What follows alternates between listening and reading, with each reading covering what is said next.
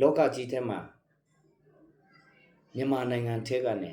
ကောင်းတဲ့နိုင်ငံကိုကူးပြောင်းကြတယ်။ဘာကြောင့်လဲကောင်းတဲ့နေရာသွားချင်တာဖြစ်တယ်။နောင်တမလွန်အရေးထဲမှာလည်းအဲ့လိုပဲဖျားရှိတဲ့နေရာအေးချမ်းတဲ့နေရာကောင်းတဲ့နေရာကိုသွားချင်ကြတဲ့လူတွေပဲ။ဒါမြင်ရတဲ့အမေရိကန်တို့နော်သူများခေတ်မီဖွံ့ဖြိုးတိုးတက်တဲ့နိုင်ငံတဲ့ဖျားနိုင်ငံနဲ့နိုင်ရှင်လိုက်ရင်ဘာမှမဟုတ်တယ်ဘူး။ဖျားသခင်ရဲ့နိုင်ငံကဘယ်တော့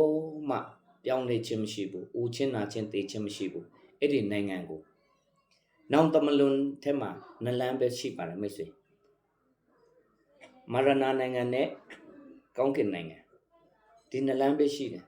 ။တင်ဟာလောကကြီးထဲမှာထွက်ခွာသွားရင်ဒီနလန်းထဲတလန်းကိုသွားရမယ်။တလန်းကထာဝရအပင်ငရေငင်းပန်းနှိမ့်ဆက်ခြင်းကန့်နဲ့လောင်သောငရေမြင့်အိမ်သွားရမှာဖြစ်တယ်။ချာတော်ညီကိုမောင်မတို့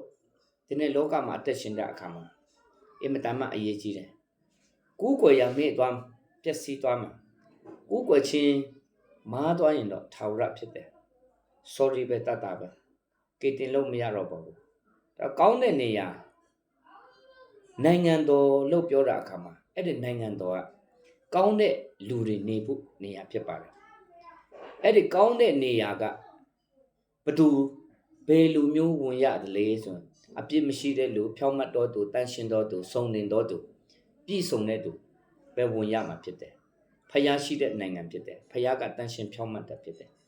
ဒီနေ့ဘာသာတရားအတီးတီးတွေလည်းကျင့်ပါတယ်ဒါပေမဲ့လူကမကောင်းဘူးတင်ကျင့်နိုင်တော့ကျွန်တော်ဂုဏ်ယူပါတယ်ဒါပေမဲ့မကျင့်နိုင်လို့ယေရှုခရစ်တော်ဟာ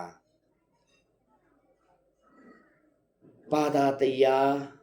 ခိုင်းတဲ့တရားကိုအားလုံးလိုက်လျှောက်ပြီးပြီတဘောကဘာသာတရားယေရှုကျင့်ခဲ့တယ်ဆိုတာအပြစ်ကိုအောင်ခဲ့ပြီအတူရဲ့တာတက်မဲ့မှုတားမြစ်ထားတဲ့တရားကိုသူကိုယ်တိုင်အားလုံးအပြစ်အဝသူကိုယ်တိုင်လိုက်လျှောက်ခဲ့ပြီပညတ်တရားအားလုံးယေရှုခရစ်တော်ကျင့်ခဲ့ပြီးပြီ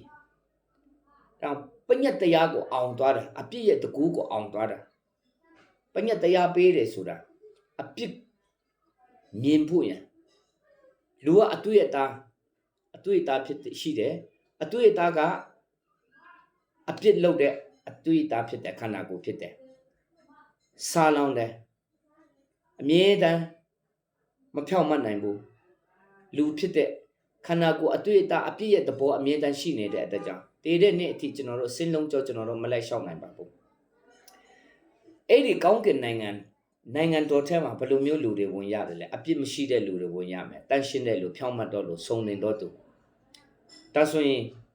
တနည်းပြောမယ်ဆိုထမြောက်ခြင်းမှာပါတဲ့လူကအဲ့ဒီဖယားခင်ပြင်ဆင်ပေးတဲ့ဦးချင်းနာချင်းတေချင်းမရှိတဲ့ကောင်းကင်နိုင်ငံထဲမှာဝင်ရမှာဖြစ်တယ်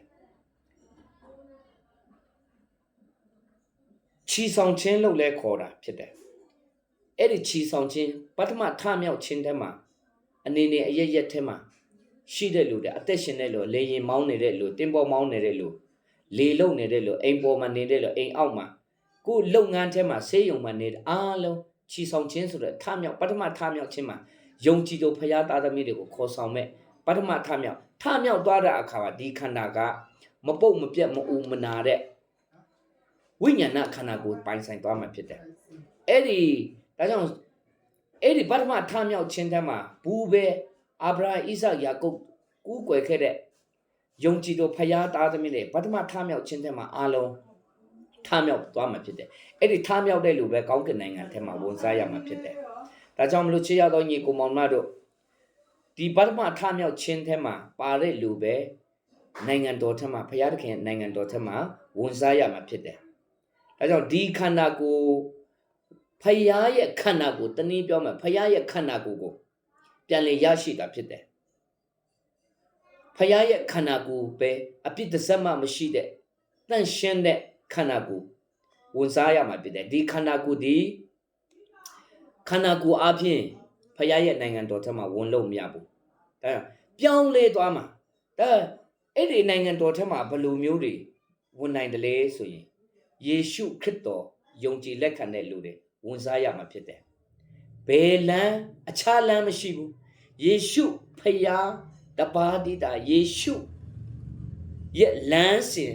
ယေရှုခရစ်တော်ခင်ပေးတဲ့ကားတိုင်တရားလမ်းအပြင်ဧဝံဂေလိတရားလမ်းအပြင်ပဲအဲ့ဒီကောင်းကင်နိုင်ငံကိုဝန်စားရတယ်ဖြစ်ပါတယ်မိတ်ဆွေဒါနဲ့အချိန်မနောက်ကျသေးဘူးကျွန်တော်တို့ကလောကဧည့်သည်တွေဖြစ်တယ်ဒီအရာကလူတိုင်းကြုံရမှာဖြစ်တယ်တရက်ကြရင်လမ်းဆုံးမှာတေးရမှာဖြစ်တယ်တင်းတင်းရင်မပြေဘူးတင်းရအသက်ဝိညာဉ်ကနောက်တော့မလို့ထာဝရနဲ့ဆိုင်တဲ့အရာဖြစ်ပါတယ်တင်းရဲ့ရွေးချယ်မှုမှန်ကန်တော့ကူးကွယ်ခြင်းစစ်မှန်တဲ့ဖယားဖန်ဆင်းရှင်ကေတင်ရှင်ယေရှုခရစ်တော်တပါးတည်းဖြစ်ပါတယ်